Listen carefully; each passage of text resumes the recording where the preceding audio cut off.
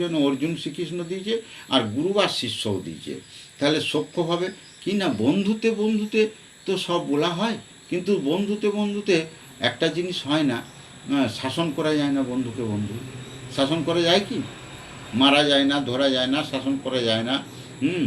তাহলে এই দাস্যভাবের পরে বন্ধুত্ব সখ্যভাব উঠল। সখ্যভাবের পরে হচ্ছে কি না, সখ্যভাবের পরে সখা যখন হয়ে গেল, বন্ধু যখন হয়ে গেল, তাহলে মারতে পারে না, শাসন করতে পারে না। অর্থাৎ যে দাস ছিল সে সখা হলো, বন্ধু হয়ে বন্ধুকে শাসন করতে পারে না। কৃষ্ণকে অর্জুন শাসন করতে পারে না, মারতে পারে না। হ্যাঁ, তাহলে ওইটা যখন অবস্থাটা পেতে হয় তাকে, সেই সখ্যভাবের থেকে উপরে উঠতে হবে, তখন তাকে কী হবে, বাৎসল্যভাবে আসতে হবে। কেমন না, মা যশোদা কিন্তু কৃষ্ণকে মারতে পারে, রামকৃষ্ণ মাকে চাপড় দেখাচ্ছে, তোমাকে বা চাপড় দেখাচ্ছে, এই বাৎসল্য রস, সব এগুলি বাৎসল্য রস। তাহলে রামকৃষ্ণ কিসে না, রামকৃষ্ণ কত দূর উঠেছে আমি সেটা বলবো না, আমি শুধু ওই আয়নাটা ধরলাম যে তাহলে রামকৃষ্ণ ওই বাৎসল্য রস পর্যন্ত উঠেছে। অর্থাৎ তারপরে কি রস, বাৎসল্যর পরে মধুর রস। এই মধুর রসের কথা, অর্থাৎ রামকৃষ্ণদেব যেমন নিজের স্ত্রীকে আনলেন, বিয়ে করলেন, কিন্তু তাকে সাজিয়ে দিলেন জগৎ মাতা, মা তাকে সাজিয়ে দিলেন। মা সাজিয়ে দিলে কি হয় না, মধুর রসের স্ফূর্তি তার হলো নাই, মধুর রস তার জানা হলো নাই। সেই জন্যে উনি শেষ সময়ে বলে গেলেন, আমি আবার আসব, আবার জগতে এসে পরে বৈষ্ণব সাধনা করব, মাধুর্যের সাধনা করব, মধুরের সাধনা করব, আমি আবার আসব। লীলা পুরুষোত্তম শ্রী শ্রী রামকৃষ্ণ ঠাকুর একটি বই আছে, তাতে লেখা আছে, এবং রামকৃষ্ণদেব বলেছেন। তার মানে তার সব সাধনা হয় নাই, এটাই পাওয়া গেল। তাহলে কি হলো না, মধুরের সাধনাতে কে সিদ্ধ না, মধুরের সাধনাতে চণ্ডীদাস সিদ্ধ। চণ্ডীদাস যিনি এই প্রেম শিখালেন, প্রেম জানলেন। প্রেম তত্ত্ব কি, প্রেমে একাকার হওয়া যায়, এক হওয়া যায়, এক সব মানে কি ময় হওয়া যায়। দুজনে এক প্রেম করলে ময় হওয়া যায়, একাকার হওয়া যায়, জগৎময় হওয়া যায়, এবং প্রেম জানা যায় এবং আস্বাদন করা যায়। কি একজন প্রেমিক, একজন প্রেমিকা।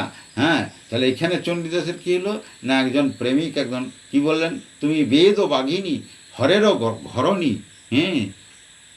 রামীকে বলছে চণ্ডীদাস, তুমি বেদ বাঘিনী। চণ্ডীদাস এই প্রেম সাধনা করবার আগে মাকে চিন্তা করছিলেন যে আমি মাকে প্রেম সাধনাটা করবো কাকে, তাতে একটা নারী চাই। তো ওই জন্য লিখেছে, দেখবে, বাসুলিয়া আসিয়া চাপড় মারিয়া চণ্ডীদাসে কিছু কয়, সহজ ভজন করহ যাজন, ইয়া ছাড়া কিছু নয়। অর্থাৎ সহজ ভজন না করলে তোমার কিছুই হবে না। বলছে সহজ ভজন মানে না, বলছে পুরুষ প্রকৃতি শক্তিকে নিয়ে ভজনা আছে, সাধনা আছে। সে তো ওই গেরুয়াধারী সব সাধকরা সেই সাধনা করতে পারে না। গেরুয়াধারীদের কি হয়েছে, সন্ন্যাসীদের স্ত্রী মুখ দর্শন নিষেধ, স্ত্রীর ফটো দেখা নিষেধ। তাহলে তারা এই প্রেম সাধনা করবে কি করে? তাহলে তারাও এই উচ্চস্তরের সাধু হলো নাই। হ্যাঁ, আর রামকৃষ্ণও হলো নাই। তাহলে কি না, এই প্রেম সাধনা করলেন কে না, চণ্ডীদাস করলেন। তো চণ্ডীদাস করতে চাইলেন, বললেন যে আমি তো জগৎ দেখছি মা স্ত্রীনাং সকাল জগৎ সুকাতি স্তুতি স্তব্য পরাপরক্তি সমস্ত স্ত্রী জাতি তো সেই তুমি মা। তাহলে কার সাথে আমি প্রেম করব না, বললে করেই আমি আমারই একটা রূপ, ওই রামমণি রজকিনী হয়ে যাচ্ছি, সেই রজকিনীর সাথে প্রেম কর, কারণ ওটা তো আমার এই রূপটা লয়, অনেক রূপ। তো সেই রকম তার সাথে করবি তুই প্রেম, তো তার সাথেও সেই আমি আছি, কিন্তু তার রূপটা আলাদা হবে। সেইটা প্রেম সাধনা। সেই প্রেম সাধনা সবার করা হয় না, যাদেরই করা হয় না তারাই ঠিক পূর্ণ নয়। তাদেরকে পূর্ণ হতে গেলে আবার পৃথিবীতে এসে সেই প্রেম সাধনা করতে হবে। সেটা রামকৃষ্ণদেব শেষে জানতে পারলেন বলেই উনি বললেন, না, আমাকে আবার আসতে হবে, ওই রাস্তা দিয়ে ওই দিকে আমি আসবো একতারা হাতে নিয়ে। এই বলে গিয়েছিলেন। জয় গুরু, জয় গুরু, জয় গুরু, জয় গুরু।